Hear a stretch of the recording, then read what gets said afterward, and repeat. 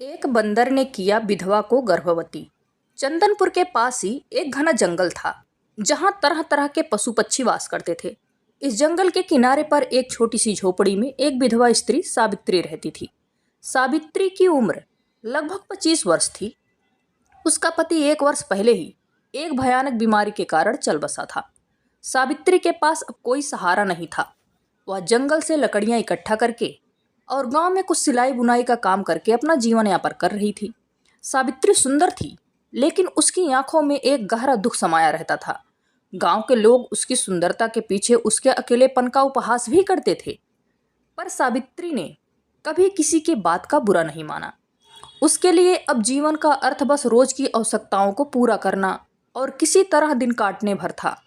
एक दिन सावित्री जंगल में लकड़ियां इकट्ठा कर रही थी कि तभी पास के पेड़ से एक बड़ा सा बंदर नीचे उतरा और उसके सामने आकर बैठ गया।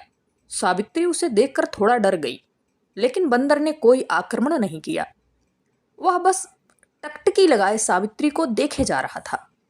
सावित्री ने धीरे धीरे उससे नजरें मिलाई और कहा, तू कौन है, क्या चाहता है? बंदर ने सिर झुका दिया, जैसे कि वह उसकी बात समझ गया हो। सावित्री ने हल्के से मुस्कुरा दिया और फिर अपने काम में लग गई। बंदर वहीं बैठा उसे देखने लगा। जब सावित्री अपनी लकड़ियां बांधने लगी तो बंदर ने आकर उसकी मदद कर दी। सावित्री आश्चर्यचकित रह गई। उसने बंदर के सिर पर प्यार से हाथ फेरा और कहा, तू बहुत समझदार है। उस दिन के बाद से बंदर रोज सावित्री के पास आता जाता। वह उसके लिए फल लाता, उसके कामों में मदद करता और कभी कभी उसके साथ झोपड़ी के सामने बैठकर सांझ तक खेलता रहता। सावित्री के जीवन में एक नया रंग भर गया था। उसके होठों पर मुस्कान लौट आई थी। समय बीतता गया। सावित्री और बंदर के बीच एक अनोखा रिश्ता पनपने लगा। सावित्री जब अकेली होती तो बंदर उसे हंसाने की कोशिश करता। जब वह उदास होती तो वह उसके पास आकर उसके कंधे पर सिर रखकर बैठ जाता। सावित्री भी अब उसे अपने परिवार का हिस्सा मानने लगी थी। एक रात सावित्री अपने झोपड़ी के बाहर बैठी चांदनी रात का आनंद ले रही थी। बंदर पास ही एक पेड़ की डाली पर बैठा उसे देख रहा था। सावित्री ने उसकी ओर देखा और मुस्कुराई। तू मेरे साथ हमेशा रहेगा ना? सावित्री ने पूछा। बंदर ने धीरे से उसकी ओर छलांग लगाई और उसके पैरों के पास आकर बैठ गया। सावित्री ने उसे अपनी गोद में उठा लिया और प्यार से उसके सिर पर हाथ फेरने लगी। उस रात पहली बार सावित्री को अपने अकेलेपन का एहसास नहीं हुआ। दिन बीतते गए और सावित्री और बंदर का रिश्ता और गहरा होता गया। एक दिन सावित्री बीमार हो गई। उसे तेज बुखार था। वह झोपड़ी में लेटी थी और बंदर चिंतित होकर उसके पास बैठा हुआ था। उसने जंगल से कई तरह के फल लाकर सावित्री के सामने रख दिए। सावित्री ने मुश्किल से आंखें खोली और धीमे स्वर में कहा, तू मेरी इतनी चिंता क्यों करता है? बंदर ने उसकी आंखों में देखा। उसकी आंखों में एक गहरी आत्मीयता थी, एक ऐसा प्यार जो शब्दों से परे था। सावित्री ने धीरे से उसका हाथ थामा और सो गई। बंदर रात भर उसके पास बैठा रहा। कुछ दिनों बाद सावित्री स्वस्थ हो गई। अब वह बंदर के बिना एक भी पल नहीं रह सकती थी। दोनों एक दूसरे की आदत बन चुके थे। सावित्री के मन में यह भावना घर करने लगी कि यह बंदर कोई साधारण प्राणी नहीं है। उसमें एक आत्मीय स्पर्श था, जैसे कोई पुरानी आत्मा उसके जीवन का हिस्सा बनकर लौट आई हो। एक रात मूसलाधार बारिश हो रही थी। सावित्री झोपड़ी में बैठी थी और बंदर उसके पास आकर बैठ गया। बिजली की चमक में सावित्री ने देखा कि बंदर की आंखें गहरी और चमकदार हो गई थीं। सावित्री ने उसके सिर पर हाथ फेरा और कहा, क्या तू हमेशा मेरे साथ रहेगा? बंदर ने धीरे से उसकी गोद में सर रख दिया। सावित्री की आंखों से आंसू बह निकले। उसे महसूस हुआ कि उसके जीवन में जो रिक्त थी वह अब भर गई है। उस रात उसने बंदर को सीने से लगा लिया और पहली बार उसे एक अजीब सी आत्मीयता का एहसास हुआ। समय बीता, लेकिन सावित्री को अब अपने शरीर में एक अजीब परिवर्तन महसूस होने लगा। उसे मतली आने लगी, उसकी भूख बढ़ने लगी, धीरे धीरे उसका शरीर बढ़ने लगा। सावित्री ने गांव की दाई से सलाह ली तो दाई ने कहा, सावित्री तू तो गर्भवती है। सावित्री यह सुनकर अबाक रह गई। उसने दाई से कहा, यह कैसे संभव है? मेरा तो कोई पति ही नहीं है। दाई ने उसकी आंखों में देखा और कहा, पर यह सच है। सावित्री उलझन में पड़ गई। उसे याद आया कि उस रात जब उसने बंदर को अपने पास बुलाया था, उसके मन में एक विचित्र शांति और आत्मीयता का एहसास हुआ था। क्या यह संभव था कि बंदर ही उसकी कोख का कारण हो? यह सोचकर वह डर गई और उलझन में पड़ गई। सावित्री अब हर दिन बंदर को देखती, पर वह उसके मन में भय और संकोच था। बंदर पहले की तरह ही सावित्री के आसपास घूमता रहता, उसकी मदद करता, पर सावित्री के मन में अब कई प्रश्न उठने लगे थे। क्या यह प्रेम था?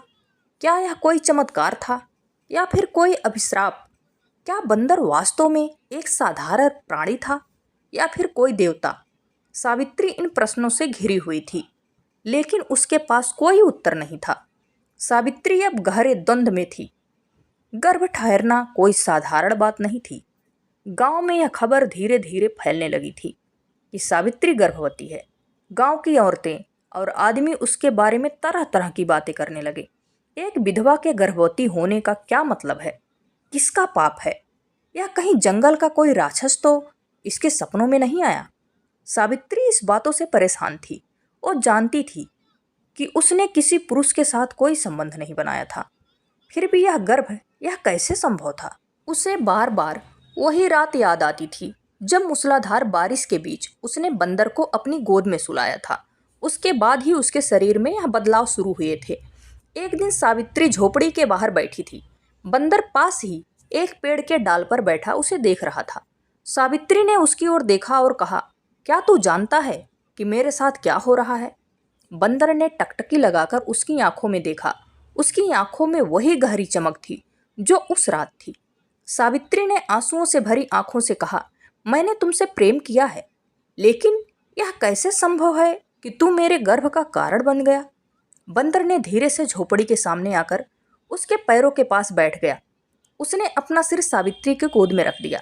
सावित्री ने उसकी पीठ सहलाया, लेकिन उसके मन में प्रश्न अब भी अंकुरित थे। गांव वालों को जब यह पता चला कि सावित्री गर्भवती है, तो उसमें हलचल मच गई। गांव की पंचायत ने सावित्री को बुलाया। गांव के मुखिया ने कड़े स्वर में पूछा, सावित्री सच सच बता, तेरे गर्भ का पिता कौन है? सावित्री सिर झुकाकर खड़ी रही। कुछ क्षण बाद उसने कहा, मुझे नहीं पता। पंचायत ने कहा, तू झूठ बोल रही है। बिना किसी के संभोग के गर्भ कैसे ठहर सकता है? दूसरी औरत ने कहा, जरूर इसका किसी के साथ गुप्त संबंध रहा होगा। सावित्री ने साहस करके कहा, मेरे जीवन में कोई पुरुष नहीं आया, लेकिन एक बंदर है जो हर दिन मेरे साथ रहता है, मेरी सहायता करता है, मेरा सहारा है। मुखिया ने हंसते हुए कहा, क्या तू कह रही है कि तुझे एक बंदर से गर्भ ठहरा है? गांव वाले हंस पड़े, लेकिन सावित्री के चेहरे पर गंभीरता थी। उसने कहा, मैंने कभी किसी से कोई संबंध नहीं बनाया। मैं भी नहीं जानती कि यह कैसे हुआ, लेकिन यह सच है कि जब से बंदर मेरी झोपड़ी में आया है, तभी से मेरा जीवन बदल गया है। गांव के लोगों ने यह बात सुनकर सावित्री को अनकुनी और कलंकित मान लिया। गांव की औरतों ने उससे बात करना बंद कर दिया। बच्चे अब उसकी झोपड़ी के पास नहीं आते थे। सावित्री अब पूरी तरह अकेली हो गई थी। सावित्री के मन में अब भय ने घर कर लिया था। वह रोज रात को जागती रहती और अपने पेट पर हाथ फेरती। वह महसूस कर सकती थी कि उसके गर्भ में पल रही संतान की गति बढ़ रही थी, लेकिन उसका मन अब भी आशंकित था। एक दिन बंदर उसके पास आया और उसके घुटनों पर सिर रख दिया। सावित्री ने उसकी आंखों में देखा और कहा, क्या तू कुछ छिपा रहा है मुझसे? बंदर ने उसकी आंखों में गहरी नजर डाली। अचानक उसकी आंखों से आंसू टपक पड़े। सावित्री चौंक गई। तू रो रहा है? बंदर ने धीरे से उसका हाथ पकड़ लिया। सावित्री ने महसूस किया कि उसके भीतर एक गहरी आत्मीयता है, लेकिन इससे पहले कि वह कुछ और समझ पाती, बंदर अचानक उठकर जंगल की ओर भाग गया। सावित्री ने उसे आवाज दी, कहाँ जा रहा है? रुक। लेकिन बंदर ने पलटकर नहीं देखा। सावित्री हतप्रभ होकर वहीं बैठ गई। अगले दिन गांव में एक सिद्ध संत आए। लोगों ने सावित्री की स्थिति के बारे में संत को बताया। संत ने सावित्री को अपने पास बुलाया। संत ने उसकी ओर देखा और कहा, तेरे गर्भ में जो पल रहा है वह साधारण संतान नहीं है, यह किसी विशेष आत्मा का परिणाम है। क्या तुझसे कोई पशु जुड़ा है? सावित्री ने सिर झुकाकर कहा, एक बंदर मेरे जीवन में आया था, वह मेरी देखभाल करता था, लेकिन अब वह चला गया है। संत ने गहरी सांस ली और कहा, यह कोई साधारण बंदर नहीं था, यह एक दिव्य आत्मा थी। किसी ऋषि के श्राप के कारण उसे बंदर का रूप मिला था, लेकिन जब उसने तेरे साथ प्रेम का अनुभव किया तो उसका श्राप टूट गया। सावित्री ने विस्मय से संत की ओर देखा। तो क्या यह संतान दिव्य है? संत ने कहा, हाँ, यह संतान मनुष्य और पशु के प्रेम की संतान है, लेकिन इस संतान के जन्म के साथ ही बड़ा संकट आएगा। यह संतान स्वयं के अस्तित्व के लिए संघर्ष करेगी। सावित्री ने भय से कहा, कैसा संकट संत? संत ने कहा, यह संतान विशेष शक्ति के साथ जन्म लेगी, लेकिन इसे पाने के लिए अंधकार की शक्तियां जागृत हो जाएंगी। तुझे अपने संतान की रक्षा करनी होगी। सावित्री की आंखों में डर और आशंका थी। उसने कहा, लेकिन बंदर कहाँ गया? संत ने कहा, वह अब अपने वास्तविक रूप में जा चुका है, वह अब देवत्व को प्राप्त हो चुका है, लेकिन जब संकट आएगा तो वह अवश्य लौटेगा। समय बीतता गया, सावित्री के गर्भ का आकार बढ़ता गया। गांव वाले अब भी उसे संदेह की दृष्टि से देखते थे, लेकिन सावित्री के मन में अब एक नई शक्ति आ गई थी। उसे विश्वास था कि वह अपने बच्चे की रक्षा करेगी। फिर यह एक दिन सावित्री जंगल में लकड़ियां इकट्ठा करने गई। तब अचानक घने पेड़ के बीच से एक डरावनी आवाज आई। सावित्री ने देखा कि सामने एक विशाल काला नाग फन फैलाए खड़ा था। सावित्री ने भयभीत होकर पीछे हटना चाहा, लेकिन नाग उसकी ओर बढ़ने लगा। सावित्री ने घबराकर आंखें बंद कर ली। तभी अचानक हवा में एक हलचल हुई। सावित्री ने आंखें खोली तो देखा कि सामने वही बंदर खड़ा था, लेकिन इस बार उसकी आंखों में एक तेज चमक थी। वह काले नाग की ओर उछला और उसे जोर से धक्का दिया। नाग ने फुफकारी और अंधकार में गायब हो गया। सावित्री ने कांपते हुए बंदर की ओर देखा। बंदर ने उसकी ओर देखा और उसकी आंखों में वही आत्मीयता थी। लेकिन इससे पहले कि सावित्री कुछ कह पाती, बंदर फिर से जंगल की ओर भाग गया। सावित्री अब समझ चुकी थी कि उसके गर्भ में साधारण संतान का प्रतीक नहीं है, वह दिव्य शक्ति थी जो उसके गर्भ में पल रही थी। बंदर का अचानक प्रकट होना और नाग से उसकी रक्षा करना इस बात का प्रमाण था कि कुछ बड़ा घटित होने वाला था। लेकिन सावित्री के मन में अभी भी संशय था। क्या वह बंदर सचमुच एक दिव्य आत्मा था? अगर यह एक ऋषि का अवतार था तो वह मुझसे दूर क्यों चला गया? और वह नाग कौन था? इस प्रश्नों के उत्तर न मिलने के कारण सावित्री के मन में बेचैनी बढ़ती जा रही थी। गर्भ का समय अब पूरा होने वाला था। सावित्री का शरीर भारी हो गया था। उसे चलने फिरने में कठिनाई होने लगी थी। गांव की औरतें अब भी उससे दूरी बनाकर रहती थीं। सावित्री के लिए एक दिन काटना कठिन हो रहा था। एक रात तेज आंधी चली। आसमान में बिजली कड़क रही थी। सावित्री अपने झोपड़ी के भीतर अकेली बैठी थी। अचानक उसे लगा कि झोपड़ी के बाहर किसी के चलने की आहट हो रही है। सावित्री ने दरवाजा खोला तो देखा कि एक काले कपड़े में लिपटा हुआ एक व्यक्ति उसकी झोपड़ी के सामने खड़ा था। कौन हो तुम? सावित्री ने डरते हुए पूछा। वह व्यक्ति धीरे धीरे उसकी ओर बढ़ा। उसके हाथ में एक लंबा त्रिशूल था। उसके चेहरे पर एक अजीब सी चमक थी, लेकिन उसके आंखों में क्रूरता झलक रही थी। तूने जो गर्भ धारण किया है वह साधारण गर्भ नहीं है, वह शक्ति का प्रतीक है। मैं उसे लेने आया हूँ। सावित्री ने पीछे हटते हुए कहा। कौन हो तुम? उस व्यक्ति ने ठहाका लगाते हुए कहा, मैं राक्षस काल केतु हूँ। जिस दिव्य आत्मा ने तुम्हें गर्भवती किया है वह मेरे शत्रु का अवतार है। उस संतान को जन्म लेने से पहले ही नष्ट कर देना होगा। उसे जन्म लेने दिया तो सृष्टि का संतुलन बिगड़ जाएगा। सावित्री कांपने लगी। उसने अपने गर्भ पर हाथ रखा और कहा, तुम मेरी संतान को नुकसान नहीं पहुंचा सकते। कालकेतु ने जोर से ठहाका लगाया और कहा, मुझसे बचना असंभव है। वह सावित्री की ओर बढ़ ही रहा था कि तभी जंगल के भीतर से एक गर्जना सुनाई दी। सावित्री ने देखा कि अंधेरे में 2 चमकीले आंखें चमक रही थी। एक काले बादल की तरफ कोई आकृति सामने आई। वो वही बंदर था। बंदर ने एक छलांग लगाई और सीधे कालकेतु के सामने आ खड़ा हुआ। उसकी आंखों में अग्नि जल रही थी। उसके शरीर में प्रकाश की किरणें फूट रही थी। कालकेतु ने त्रिशूल उठाया और बंदर की ओर चला दिया। बंदर ने जोर से गर्जना की और कालकेतु पर छलांग लगाई। दोनों के बीच भीषण युद्ध छिड़ गया। सावित्री भयभीत होकर अपनी झोपड़ी के द्वार पर खड़ी सब कुछ देख रही थी। बंदर ने अपनी पूंछ से कालकेतु के त्रिशूल को जकड़ लिया और उसे हवा में उछाल दिया। कालकेतु ने क्रोध में आकर बंदर पर प्रहार किया, लेकिन बंदर ने बड़ी ही फुर्ती से वार को टाल दिया। अचानक बंदर ने कालकेतु के सीने पर जोरदार प्रहार किया। कालकेतु जमीन पर गिर पड़ा और दर्द से चीखने लगा। तभी आकाश में बिजली कड़की और एक दिव्य प्रकाश फैला। कालकेतु का शरीर जलने लगा और वह धुएं में बदलकर अदृश्य हो गया। बंदर ने सावित्री की ओर देखा। उसकी आंखों में एक गहरी शांति थी। सावित्री ने डरते हुए कहा, तू कौन है? बंदर ने धीरे से उसकी ओर बढ़कर उसकी हथेली थामी। तभी बंदर के शरीर में एक दिव्य प्रकाश फूटा और वह एक सुंदर युवक में बदल गया। सावित्री हतप्रस्त रह गई। उसके सामने एक सुंदर दिव्य युवक खड़ा था। उसके शरीर से तेज स्थिरता झलक रही थी। उसकी आंखों में करुणा और प्रेम की गहराई थी। मैं कोई साधारण बंदर नहीं था सावित्री, मैं ऋषि अत्रि का पुत्र हूँ।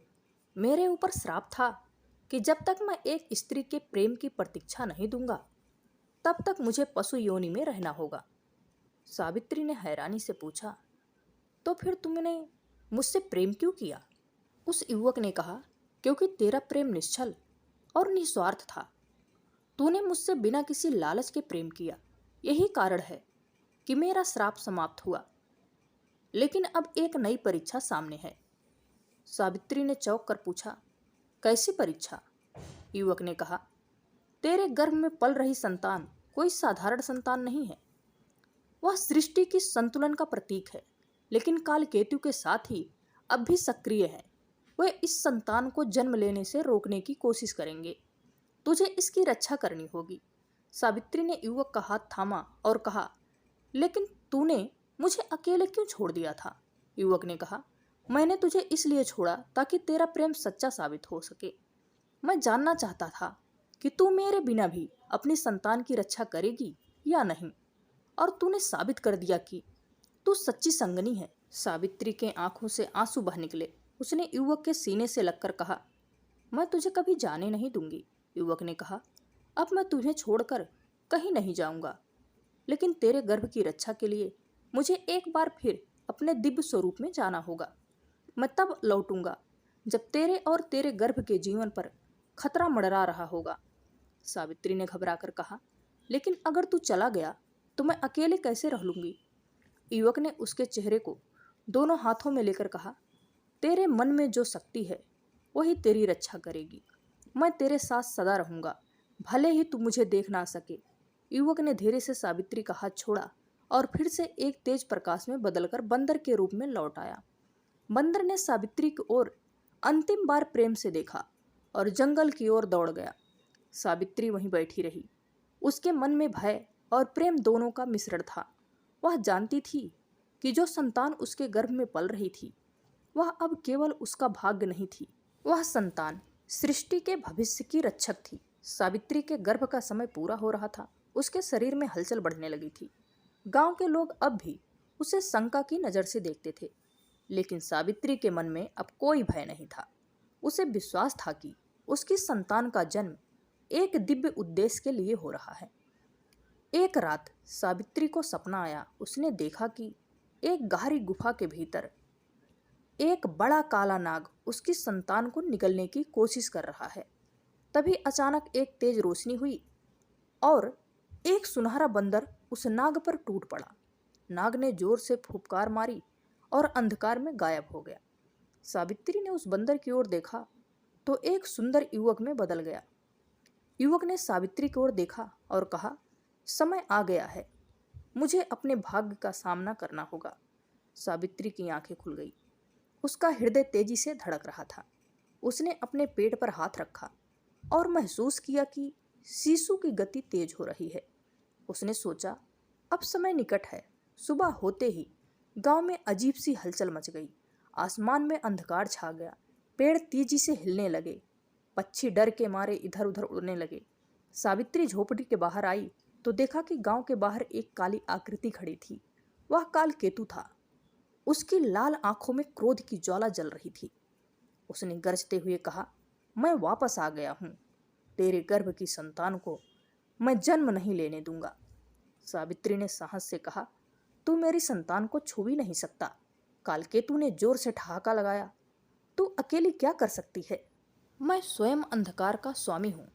तेरा अंत निश्चित है।